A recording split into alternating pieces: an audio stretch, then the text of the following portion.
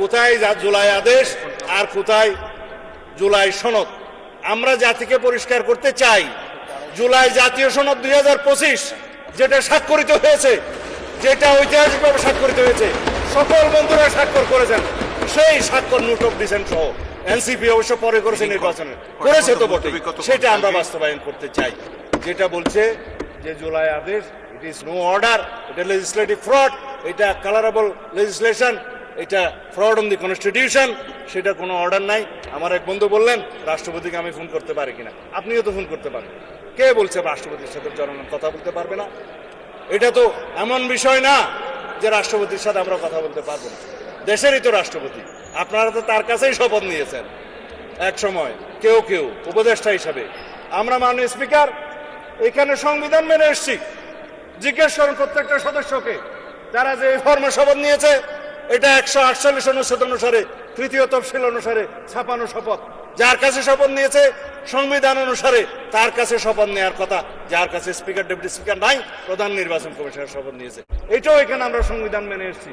আমরা এখানে এসছি, এই সংসদে সেশন ডিক্লেয়ার করেছে রাষ্ট্রপতি, এটাও সংবিধান অনুসারে এখানে রাষ্ট্রপতি ডিক্লেয়ার করেছে, স্থান নির্ধারণ করেছেন।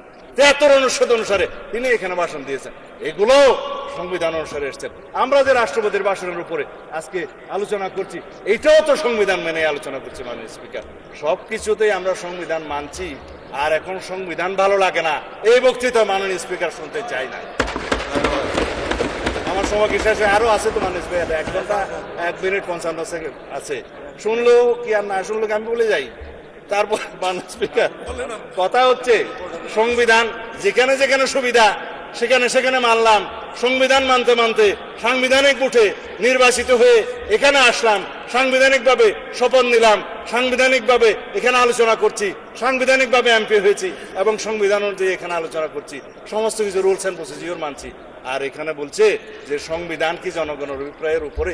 ইয়েস, সংবিধানে জনগণের অভিপ্রায়কে ধারণ করার জন্যই আমাদেরকে সংবিধান, আমরা সেই অভিপ্রায়কে সম্মান করার জন্য সংবিধানের মাননীয় স্পিকার সুবিধা করতে পারলাম না এত ষড়যন্ত্রের মধ্যে।